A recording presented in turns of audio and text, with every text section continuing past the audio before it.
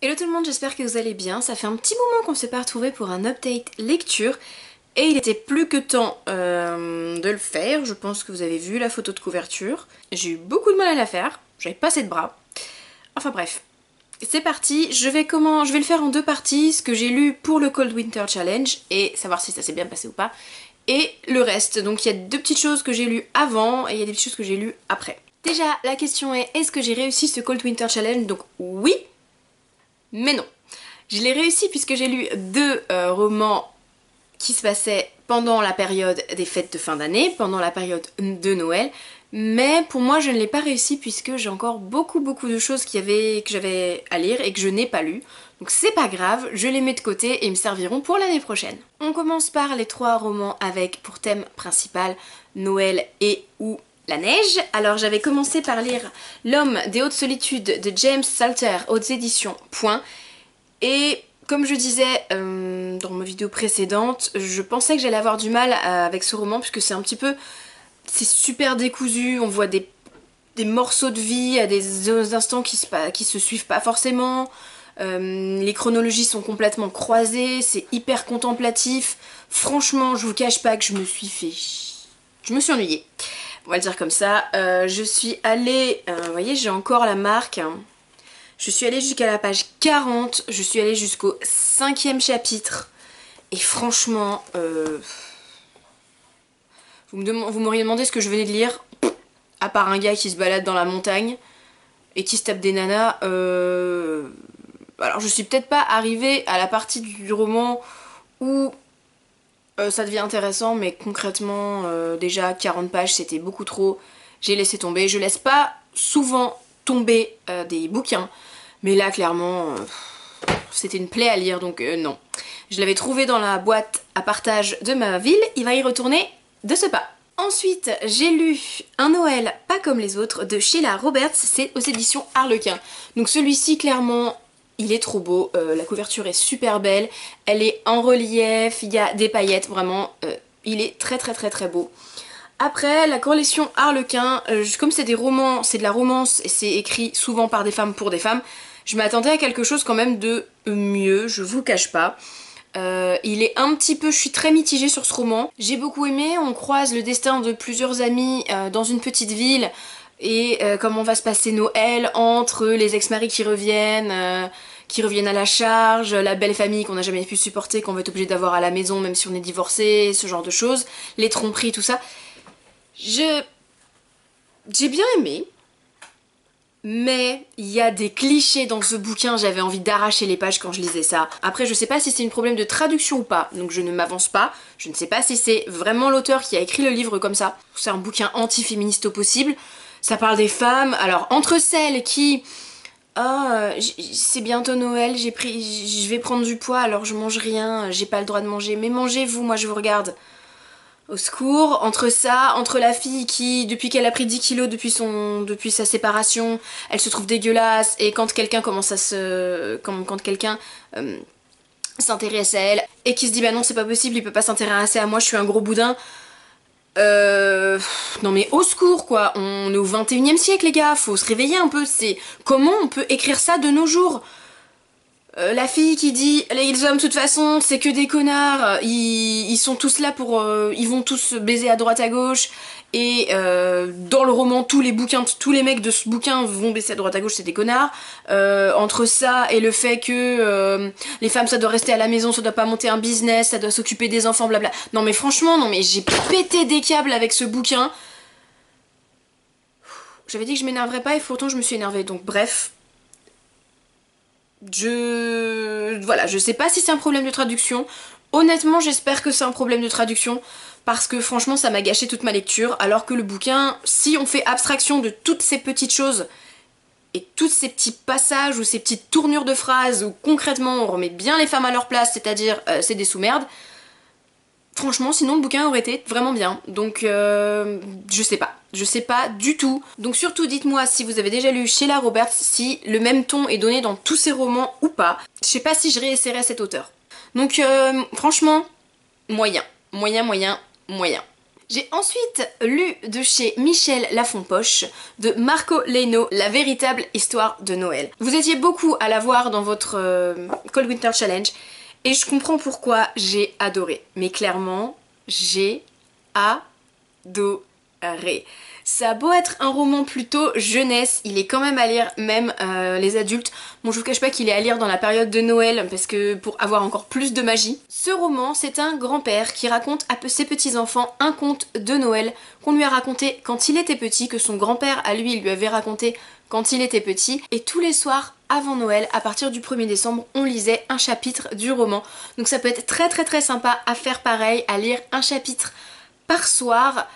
Seul ou accompagné d'ailleurs, que ce soit avec vos enfants, vos grands-enfants ou avec vous-même. J'ai adoré. Ça raconte l'histoire d'un petit garçon qui devient orphelin du jour au lendemain, qui vit sur une île avec ses parents. Du coup il est recueilli par le village de pêcheurs d'à côté. Mais comme c'est un village de pêcheurs très pauvre, ils ne savent pas comment faire pour pouvoir s'occuper de lui. Le village prend donc une décision. Tous les ans, au soir de Noël, puisque c'est là que commence l'histoire, il changera de maison. Tous les ans, il va passer d'une famille à une autre, d'une famille à une autre, de façon à ce que tout le monde puisse s'occuper de lui à hauteur égale et que ça ne mette pas en déficit encore plus une famille qui a déjà plusieurs bouches à nourrir. Et bah franchement, j'ai adoré, ça m'a mis des paillettes dans les yeux, j'aurais vraiment aimé pouvoir lire ça étant plus jeune. Et je suis pas du genre à lire tous les ans un roman. Mais lui, je le mets direct dans ma pile à lire pour l'année prochaine, pour le Cold Winter Challenge de l'année prochaine. Et je pense que maintenant que je l'ai lu en une seule fois, que je connais l'histoire, je ferai l'effort de lire un petit chapitre tous les soirs. Parce que c'est vraiment, ça met dans l'ambiance de Noël, ça va crescendo avec Noël, avec une sorte de calendrier d'avant de lecture. C'était vraiment génialissime et je le recommande à tout le monde, comme je viens de vous le dire. Que vous ayez des enfants, que vous en ayez pas, que vous soyez un jeune, que vous soyez moins jeune, que vous soyez un grand enfant de 75 ans, c'est pareil, franchement, c'était génial. Ensuite, j'avais dans ma pile de Cold Winter Challenge à lire Cinder, le premier tome des Chroniques lunaires de Marissa Meyer. Et j'ai lu le premier en presque une nuit. J'ai commencé à le lire le soir, j'ai lu... Non, bah j'ai lu une nuit en fait, voilà, je l'ai fermé, je me suis couchée à 3 ou 4 heures du matin. J'ai pas réussi à décrocher. C'est très efficace, ça marche très bien. Après, c'est... Il y a des facilités, hein, on va pas se le cacher. Il y a des gros raccourcis qui sont pris dans les histoires, mais c'est une très bonne réécriture. J'aime beaucoup le personnage de Cinder, et du coup, en plus, c'était un moment où ça allait pas du tout. C'était le mois de décembre en plein pendant la période noire du mois de décembre, nous dirons ça comme ça. Et du coup ça m'a fait beaucoup de bien de me faire happer comme ça par une histoire. Du coup quand je l'ai fini, quand je l'ai lu, si vous me suivez sur Snapchat ou sur Instagram, vous l'avez forcément vu dès le lendemain, dès que j'ai terminé de lire cette histoire. Je suis allée en avance au boulot, je suis allée m'acheter un gros Starbucks, je suis allée à la Fnac et j'ai pris Scarlett, le tome 2 que j'ai aussi lu d'une traite. Ensuite j'ai lu Cress, le tome 3. Cress, et celui-ci je l'avais eu d'occasion alors qu'il était comme neuf. Et du coup j'ai craqué parce que je ne pouvais pas ne pas avoir la suite. J'ai quand même attendu d'avoir la paye en fin de mois pour pouvoir craquer sur Winter. Pour pouvoir craquer sur le dernier tome. Il me manque le préquel, l'histoire de Levana. Comment elle en est venue à être la grande méchante de cette histoire. Je n'en parle pas plus dans cette vidéo puisque du coup il y a tellement de choses à dire sur cette saga que je pense que je vous ferai une vidéo dédiée. Mais vous vous doutez à mes dires et à la vitesse où je les ai lus que j'ai adoré. Ensuite on passe sur Harry Potter et l'enfant maudit. Alors celui-ci il était dans ma pile du Cold Winter Challenge en roman à lire en plus, bonus, et c'est le dernier roman que j'ai fini de le lire il y a 2-3 jours il me semble, donc j'ai lu bien après le Cold Winter. J'ai eu beaucoup de mal à rentrer dans l'histoire. Alors, c'est pas le fait que ce soit une pièce de théâtre, parce que j'ai déjà lu des pièces de théâtre, j'en lis assez régulièrement et ça ne me dérange pas du tout. Ce qui me dérange, c'est que l'histoire, bah voilà, comme c'est une pièce de théâtre, elle est complètement survolée. Il y a beaucoup de choses qui restent en suspens, il y a beaucoup de choses, j'arrivais vraiment pas à rentrer dans l'histoire. Il y avait beaucoup de raccourcis, enfin je sais pas, sans faire de spoil, parce que je sais qu'il y en a beaucoup qui l'ont pas encore lu, sans faire de spoil. À un moment, ils ont besoin de polynectar, et bah hop, ils claquent des doigts, ils ont du polynectar, Ils claquent des doigts, ils ont les cheveux des personnes dont ils ont besoin, alors que tout se passe en même pas une après-midi, donc au bout d'un moment, oui mais non. Voilà, il y a des grandes facilités, il y a des choses qui sont censées se passer en 2-3 mois, qui se passent en une journée, donc ouais non, c'est... Voilà, c'est vraiment ce que j'ai vraiment trouvé bien dommage dans l'histoire. Après, quand l'action commence vraiment, quand on est vraiment dedans, que tout est placé, qu'on voit où l'histoire veut aller, et ben on est happé dedans, c'est un vrai Harry Potter, c'est une vraie histoire, c'est un... Voilà, c'est vraiment... On se replonge dedans, mais... Il y a beaucoup plus de facilité que dans les autres, il y a beaucoup plus d'incohérence que dans les autres. Donc c'est ça qui m'a un petit peu dérangée au début, c'est pour ça que j'ai eu du mal à accrocher. Mais finalement, je l'ai refermé, j'avais les étoiles dans les yeux. Après, comme tout le monde, je trouve ça dommage de pas en avoir fait un roman, puisqu'il y avait tellement de choses à approfondir et qui auraient pu être creusées, qui auraient pu être retravaillées, que ça aurait été génialissime. On en apprend un peu plus sur tout le monde, un peu... Voilà, c'est vraiment bien. On a pas mal d'infos. Ça comblait un manque qu'on pouvait avoir à la fin de la saga, à la fin de la série, donc c'est vraiment bien. Et après, je cache pas que c'est vraiment visuel. C'est une pièce de théâtre, c'est très visuel. Je pense qu'au niveau de la mise en scène, il doit y avoir des trucs de malade mental qui se passent au théâtre. Parce qu'à un moment, pareil, sans spoiler, à un moment, il y a des détraqueurs qui se baladent. Et ben... ils mettent la clim à fond dans la salle, les gens commencent à avoir froid, ils envoient de la brume, donc il y a de la brume qui commence à se mettre même dans le public, et d'un seul coup il y a des choses qui descendent du plafond, voilà vraiment, donc c'est vraiment, ils mettent dans l'ambiance. Quand la pièce arrivera en France, et je sais pertinemment qu'ils vont essayer de l'adapter, je pense que ça va vraiment valoir le coup d'œil, puisqu'il y a vraiment toute une mise en scène de malade, ils jouent avec... Le son dans la salle, il joue avec les spectateurs, il joue avec la scène, les coulisses, les bruits. Il y a même des fois des inscriptions sur les murs, sur le plafond, les lumières. Donc c'est très travaillé, c'est très mis en scène. On en retrouve une partie du coup dans le roman puisque tout est détaillé. Mais ouais, ça donne vraiment envie d'aller voir la pièce. Bon, même si l'histoire, après avec le jeu d'acteur, sera peut-être un peu plus profonde sur certaines choses. Donc ouais, je pense que moi c'est sûr j'irai voir la pièce dès que ce sera possible.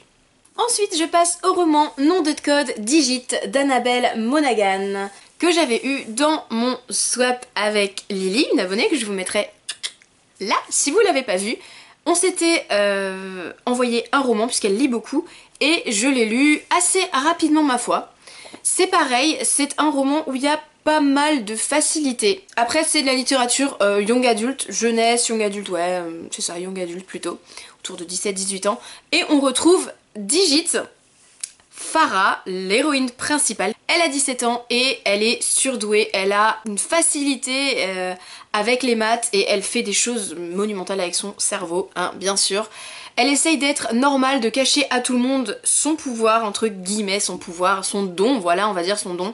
Elle essaye de cacher son don à tout le monde pour avoir une vie normale, donc elle joue un rôle tous les jours avec son entourage au lycée, puisque au collège et à l'école ça s'est très mal passé. Maintenant qu'elle est plus grande, elle cache tout.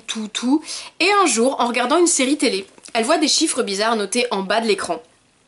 Et là son cerveau, tourne tout seul, hein, et elle commence à se dire il y a des trucs bizarres, elle cherche, et elle trouve un lien avec un attentat terroriste survenu le jour même. Et là elle se dit c'est pas possible un attentat, enfin c'est pas possible, c'est un attentat, faut que je le dise à la police. Donc elle va au FBI, elle leur explique, on la prend pour une dingo, on la renvoie chez elle, et finalement... Elle va faire son enquête elle-même de son côté et elle va mettre les pieds dans le plat. Elle va mettre les pieds à un endroit où elle aurait pas dû aller et finalement elle avait raison. Il y a bien un complot terroriste, elle avait bien compris comment ils parlaient entre eux à travers cette série télé et du coup ils vont essayer de la supprimer. Et c'est là que le FBI va se rendre compte que finalement elle était pas si folle que ça et que c'est juste parce que la personne qui est en face d'elle ne comprenait pas son cheminement mathématique. Ils vont du coup la mettre en binôme avec le jeune homme qui l'avait accueilli au FBI. Bien entendu c'est un jeune homme d'une vingtaine d'années qui est très mignon, tout ça. Et il va s'occuper d'elle en fait, il va être censé juste la protéger le temps que l'affaire soit étouffée.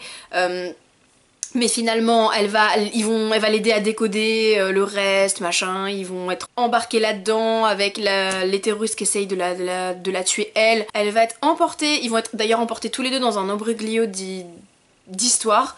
Ça se lit tout seul, c'est vraiment sympa. On s'attend quand même à la fin, hein, je vous le cache pas. En même temps, c'est fait pour, hein, c'est fait pour qu'on s'attende à ce genre de fin. Comme c'est un roman un peu thriller, un peu policier, mais en même temps c'est une romance, on s'attend forcément un petit peu au déroulement de l'histoire au fil du temps quand on la lit, mais c'était un très très bon moment quand même. Ensuite, la toute fin des Étoiles de Nos Head, Origine, le deuxième tome d'Origine. Là où s'était arrêté le tome 4, c'était... donc on avait absolument envie d'avoir la suite. La suite on l'a. Ça marche toujours aussi bien. Il y a toujours des petites choses sur lesquelles on pourrait revenir, il y a toujours des petites choses à dire, hein, mais ça marche super bien, donc c'est pas grave.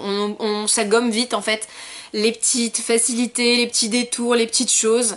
Tout se gomme assez facilement, on n'en garde que un très bon souvenir. On est très content à chaque fois de retrouver les personnages, donc là c'est le dernier tome, donc il y a un petit pincement encore à la fin quand même, en sachant qu'on n'aura pas trop la suite. Je m'attendais pas trop à ça.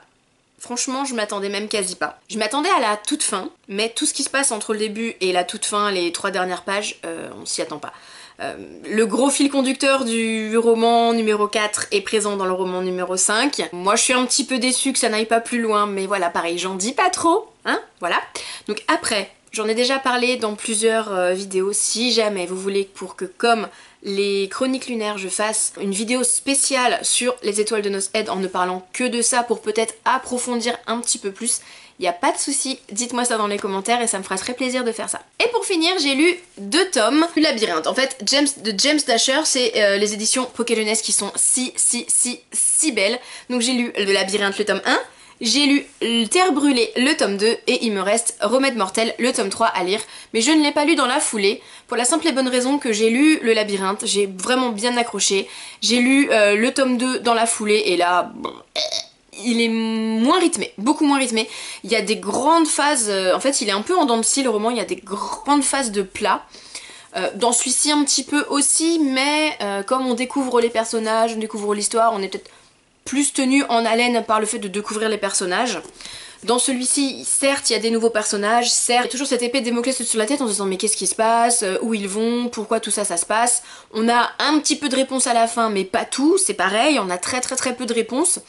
Le roman finit d'une façon, c'est pareil on a envie d'ouvrir le tome 3 et de lire tout de suite, mais là j'avais vraiment pas envie, j'ai eu pas mal de mal à lire celui-ci, bah c'est simple, je crois que j'ai lu 1 ou 2 romans en même temps, puisque j'arrivais pas à accrocher. Alors autant les passages où c'est vraiment bien dynamique, ça se lisait tout seul, mais les passages de gros blancs où il y a plein de blabla, d'explications de ceci, de cela, de nanan, de machin, de bidule, elle a dit ça, de choses elle a dit ci, de oui mais non, attention, il fait semblant, machin, je t'aime pas, moi non plus. C'était hyper lourd, donc j'ai pas réussi à le lire d'une traite. Après c'est peut-être parce que j'ai enchaîné les deux, donc là j'ai fait exprès de faire une grosse pause, puisque ceux-là je les ai lus avant le Cold Winter Challenge, donc il me semble que je les ai lus en octobre ou en novembre, ces deux-là. Donc là j'ai fait une grosse pause avant d'attaquer le tome 3, et je pense que j'attaquerai bientôt le tome 3 pour avoir le fin mot de l'histoire. J'ai quand même bien aimé, c'est une saga très sympa. Mais voilà, il y a des grosses longueurs, donc pareil, si vous ne l'avez pas encore lu et si vous souhaitez vous lancer dedans, lisez peut-être pas tout d'une traite. Faites peut-être des petites pauses entre chaque, parce que sinon bah c'est comme tout, hein, même quand on adore quelque chose, si on le regarde, qu'on l'écoute et qu'on en parle toute la journée, au bout d'un moment, on sature. Voilà, j'espère que cette vidéo vous a plu. N'hésitez pas à partager avec moi en commentaire vos dernières lectures et vos derniers coups de cœur. Ça me donnera très certainement des idées, ou partager vos avis sur les romans dont je vous ai parlé. J'adore avoir des avis différents, puisqu'il y a peut-être des choses que je n'ai pas compris dans le bon sens, ou des choses à plusieurs sens et je n'ai pas tout saisi, et vous par contre vous avez compris. Jusqu'à la prochaine fois, comme d'habitude je vous fais plein d'énormes bisous. Bye bye.